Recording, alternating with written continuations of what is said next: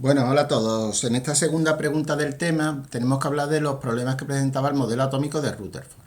Y relacionado con ello pues está el tema de los espectros atómicos. Todo esto es muy teórico, nos va a llevar varias páginas y varios minutos del vídeo en explicarlo todo, pero bueno, es que nos hace falta para luego llegar a unos problemas que es con lo que vamos a terminar este vídeo, que son calcular pues longitudes de onda correspondientes al espectro del hidrógeno, ya lo veremos. Bueno, ¿cuáles eran los problemas que presentaba nuestro átomo de Rutherford? Que en principio parecía muy interesante, es decir, muy fácil de aprender con su núcleo, su corteza, los protones y neutrones, etcétera, etcétera. Bueno, pues el primero de los problemas era muy grave, prácticamente que era de definitivo. Hay una teoría, que es la teoría electromagnética de Maxwell, que decía que una partícula cargada, como es el electrón, ¿no?, que tiene carga negativa, que se mueve, pues da igual que girando, tendría que estar acelerado, pero girar, el hecho de girar ya es un movimiento acelerado, ¿vale? Sería una aceleración angular, pero una aceleración al fin y al cabo. Bueno, pues cualquier partícula que, como es el electrón, que se está moviendo de forma acelerada, pues tiene que perder energía, obligatoriamente, según esta teoría.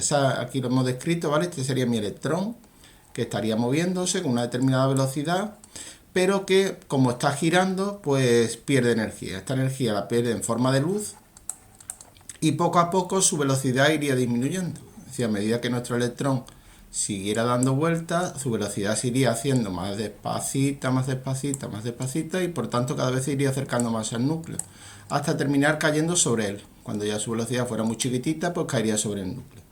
Y el átomo entero pues se destruiría. Por tanto, simplemente es que no podría existir el átomo de Rutherford. Vuelvo a repetir que esto era debido a la teoría electromagnética, que decía que una partícula cargada con un electrón que esté girando, pues tendría que perder energía en forma de luz. Bueno, además, como iría emitiendo luces de muchos colores, daría lugar a un espectro de emisión que sería continuo. Esto lo vamos a explicar más adelante, ¿vale? Digamos que lo tenemos que poner aquí como una coletilla, pero lo hablaremos un poquito más adelante. Bueno, el modelo atómico de Rutherford entonces no puede ser válido. De hecho, aparecerá un nuevo modelo atómico, que es el de Bohr, que veremos en el próximo capítulo, y que fue el que dio lugar a la presentación del primer modelo, que tenía ya un aspecto un poquito más moderno, ¿vale? Bueno, para estudiar el segundo problema que presentaba el modelo atómico de Rutherford, aunque este ya vuelvo a repetir que era fundamental, ¿no? Pues tenemos que hablar primero de la teoría de Planck y de los espectros atómicos. En vuestro temario se incluyen estos dos apartados y los vamos a intentar ver lo más sencillo posible.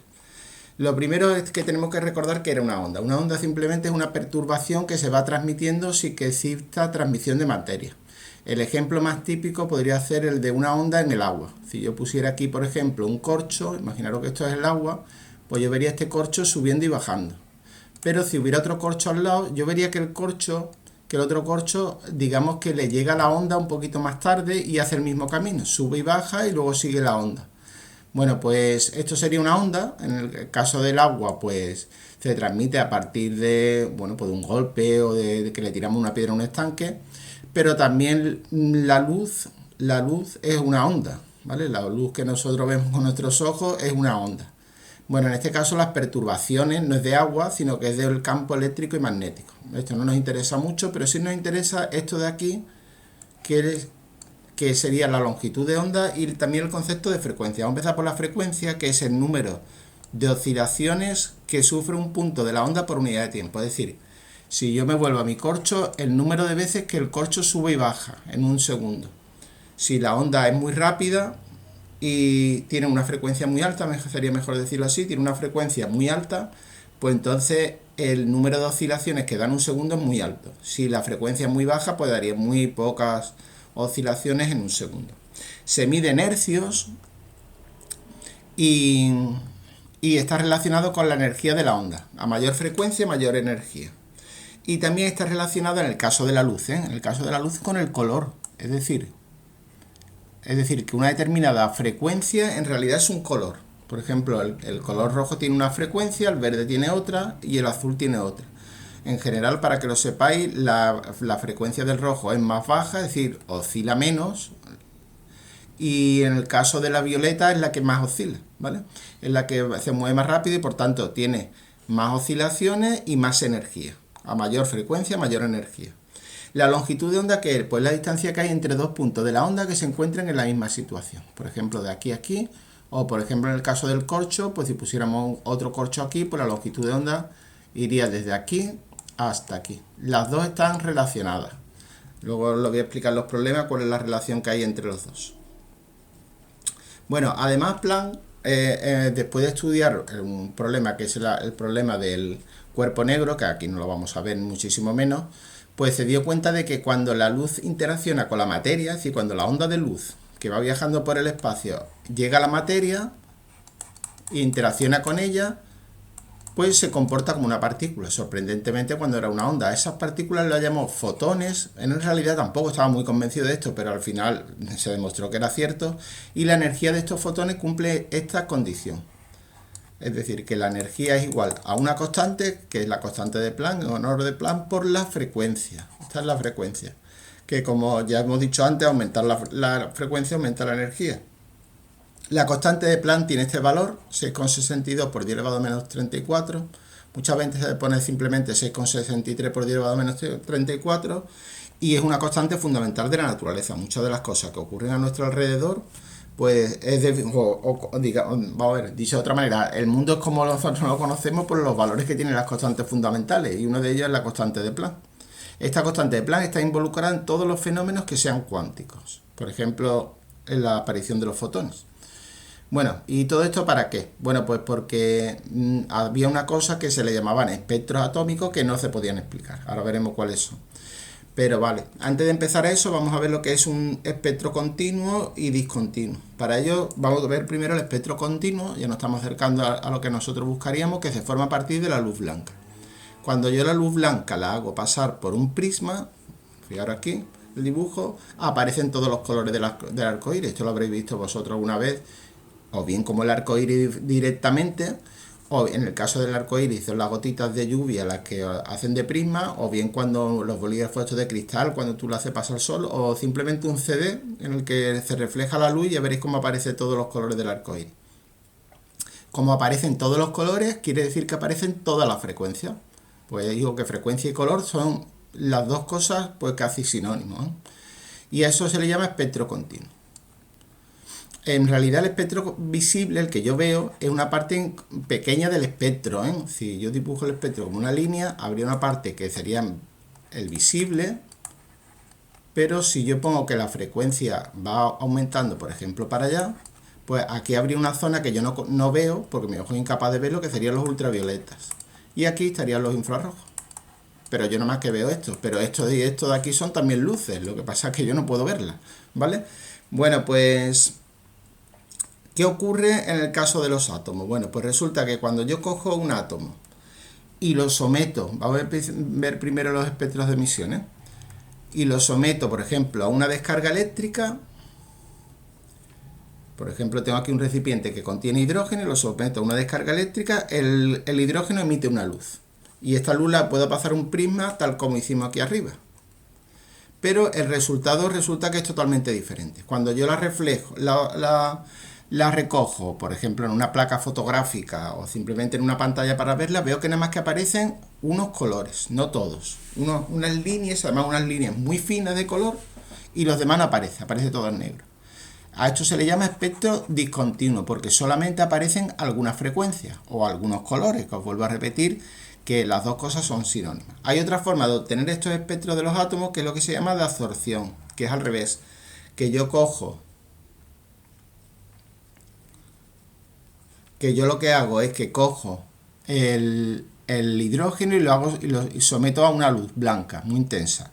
Y el hidrógeno absorbe alguna de estas luces. La luz que atraviesa el hidrógeno ya no tiene toda la frecuencia porque alguna se la ha quedado el hidrógeno, digamos, ha desaparecido ahí, y cuando lo haga pasar por un prisma aparecen todos los colores, que son los que han pasado, menos unas líneas. Ya os podréis imaginar, como no aparecen todas, ya no se llama continuo, sino discontinuo, y ya os podéis imaginar que estas líneas son las mismas que de esta de aquí arriba, pero al revés. Es decir, que lo que aparece en un espectro de absorción y de emisión es lo mismo, pero cambiado. ¿Qué es lo que ha ocurrido? Que el hidrógeno ha absorbido las mismas que aquí emitía. Por tanto, es muy importante que os deis cuenta de eso, ¿vale? Que el espectro de absorción, las líneas que faltan, son las mismas que aparecen en el espectro de emisión. ¿Cómo se explica, según los modelos atómicos, esto de los espectros? Pues lo que ocurre es que cuando yo, por ejemplo, le someto a una energía a un átomo, fijaros en este electrón, pues puede ser, por ejemplo, al calentarlo, imaginaros que es el de emisión, ¿no? Que es este de aquí de emisión, que le sometíamos una descarga eléctrica. Pues cuando yo le doy la energía, el electrón salta. Puede saltar aquí o puede saltar aquí arriba. ¿Lo veis? Los dos saltos que ha pegado. Este ha saltado la segunda y esta la última. Pero luego el electrón vuelve a su posición de origen. Quiere estar en una situación de la menor energía posible y vuelve a su situación de partida. Y cuando lo hace, emite luz. Pero claro, como el salto ha sido diferente, este ha saltado un poquito y este mucho, estos colores son diferentes, tienen diferentes frecuencias. No sé si lo habéis entendido. Claro, la energía para saltar de aquí a aquí no va a ser la misma que de aquí hasta aquí. Por tanto, como el salto este es más grande, cuando vuelva su energía será mayor. Y por tanto tendrá un color diferente que aquí.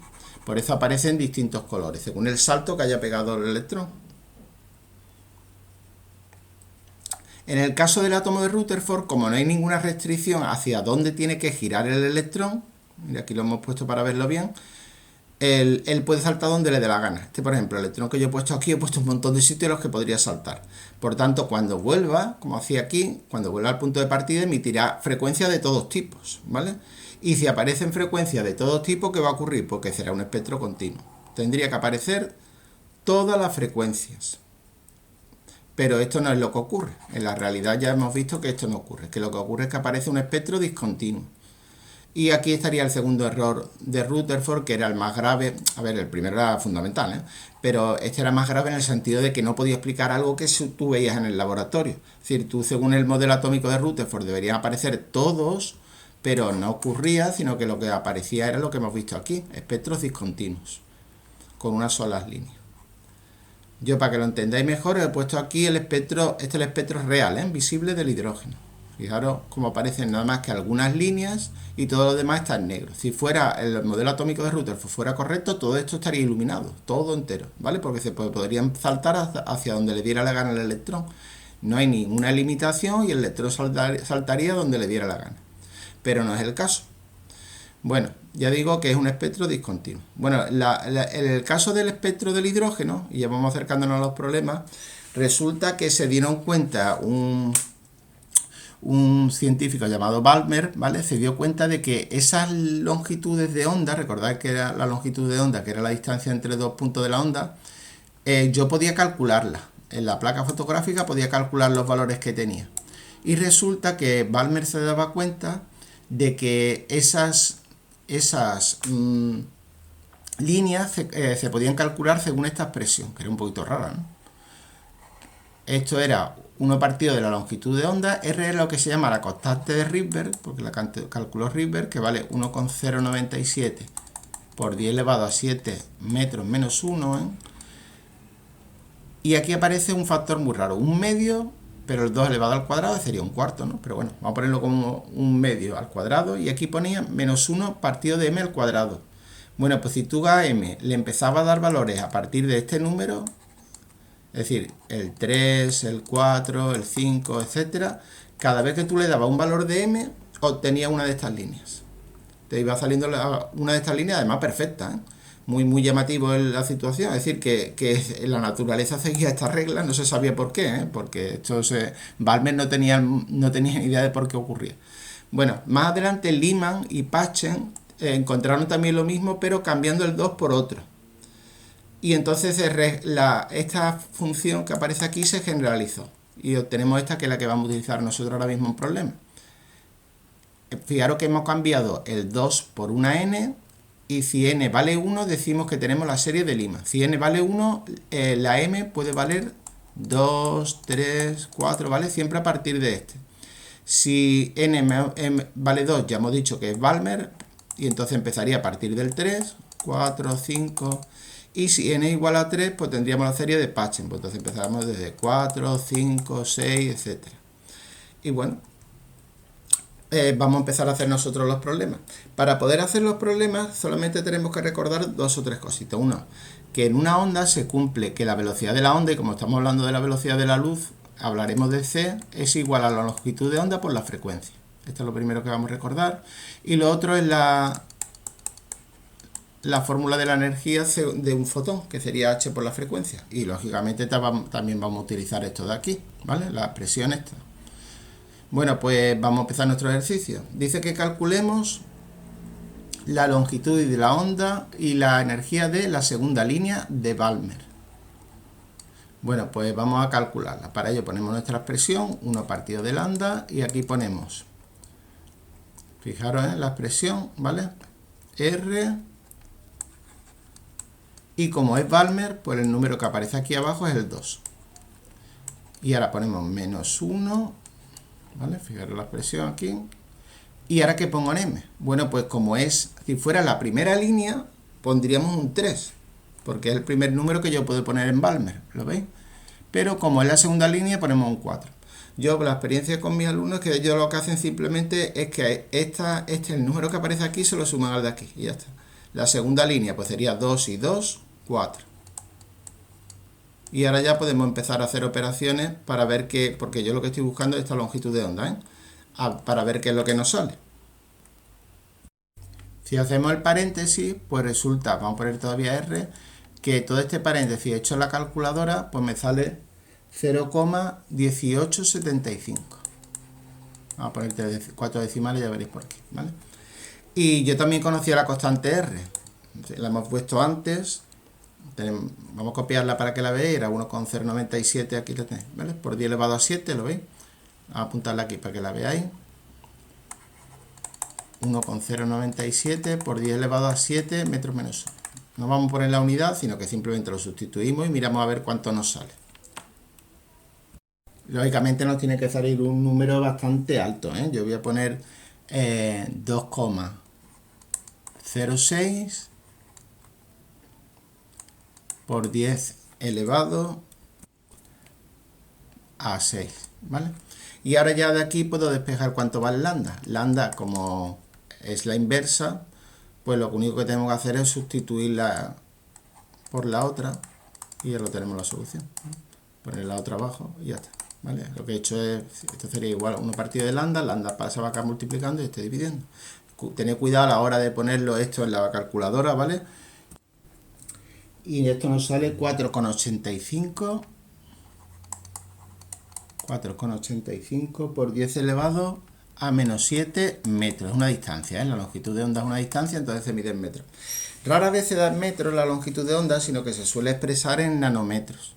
¿Y cómo se hace el paso? Pues simplemente la relación sería que un nanómetro sería 10 elevado a menos 9 metros. Entonces lo único que hay que hacer, si os digo la verdad, es multiplicarlo por 10 elevado a 9 y lo metéis en la calculadora, yo creo que es lo más sencillo, ¿eh? Y ya lo tenéis puesto en nanómetros y serían 485.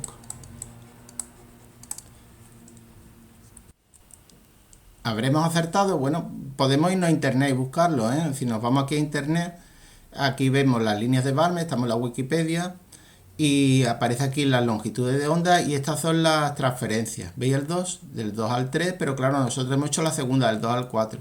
Y el resultado sale 486,1, que dice que es un color azul verdoso. Bueno, pues la primera sería rojo, ¿eh? ¿Veis cómo está relacionado cada uno con su color?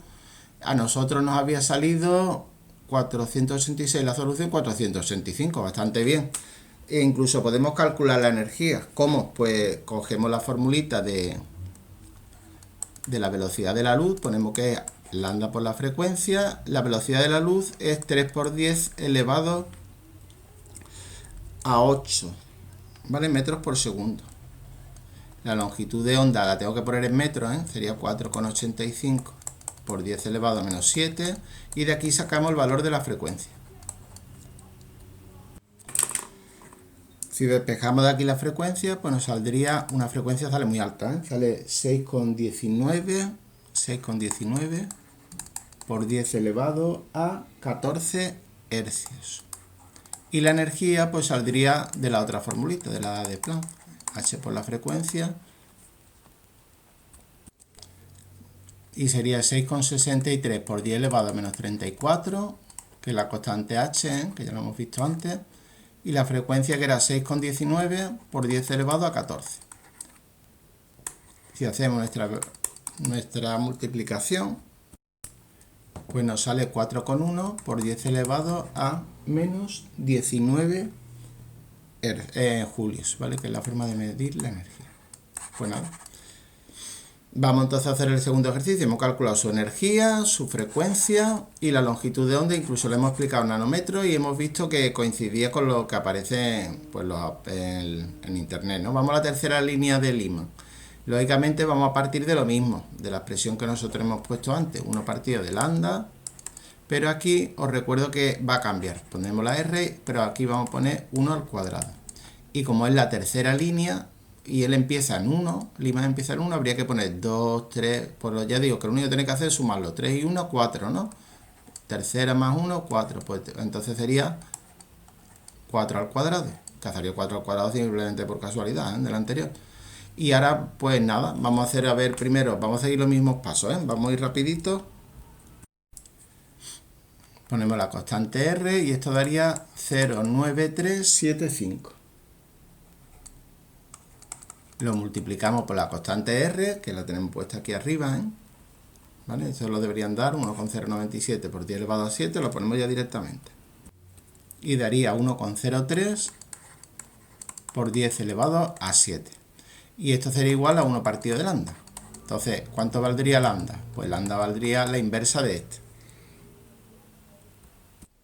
Y sale 971 por 10 elevado a menos 8 metros. Que si lo queremos pasar a nanómetros, vuelvo a repetir que lo que tenemos que hacer es multiplicar por 10 elevado a 9, pues nos daría 97,1 nanómetros. Otra vez, ¿lo podemos comprobar en internet? Pues sí, ¿no? Para ello lo único que teníamos que hacer sería buscar la serie de Lyman, pues aquí mismo, ¿no? En la Wikipedia, y no a la cuarta línea, que era la que estábamos buscando, ¿no? Perdón, la tercera línea. Pues la tercera línea, aquí viene en internet 97,2. Fijaros que pasa del 1, n valdría 1, lo veis aquí, 1, pasa al 4, ¿no? Bueno, pues 97,2 y a nosotros nos daba 97,1. Muy bien, ¿vale? La tercera línea de Lyman.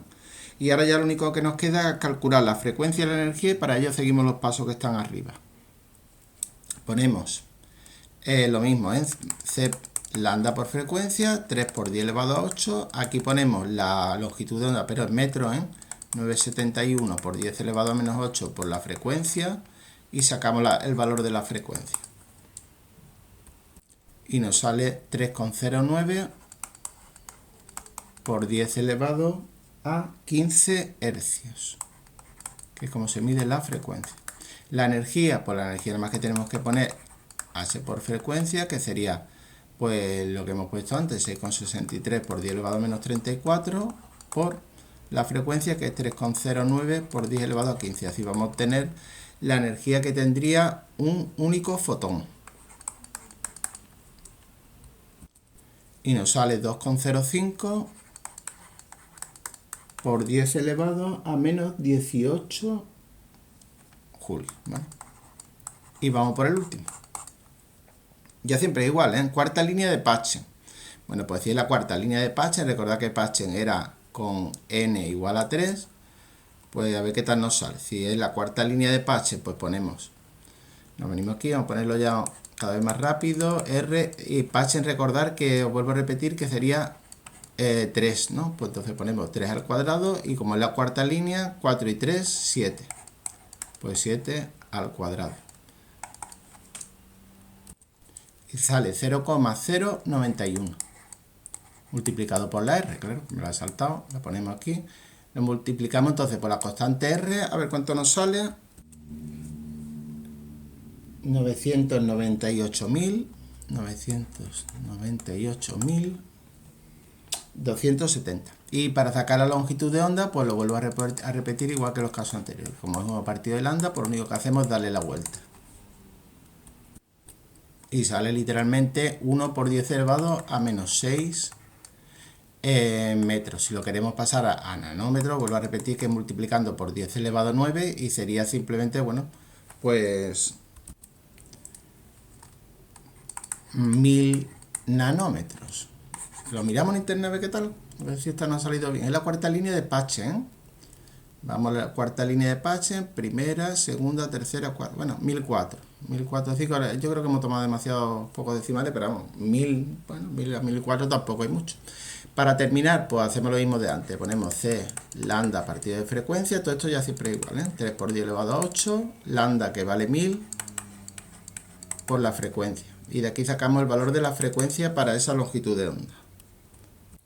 Bueno, perdón, en 1000 no, deberíamos ponerlo, vamos a ponerlo bien, vamos a ponerlo en nanómetros, pues, perdón, en metros, que serían pues 1 por 10 elevado a 6, ¿vale? Tenemos 10 elevado a menos 6, perdón, ahora, ¿no? Y nada, si esto lo sustituimos, esto es muy fácil de ver que es 3 por 10 elevado a 14 hercios. Pues simplemente por cuestión de potencia, ¿vale? Y una vez que la tenemos, pues nada, la energía, ¿cómo la calculamos? Pues la energía sería h por la frecuencia.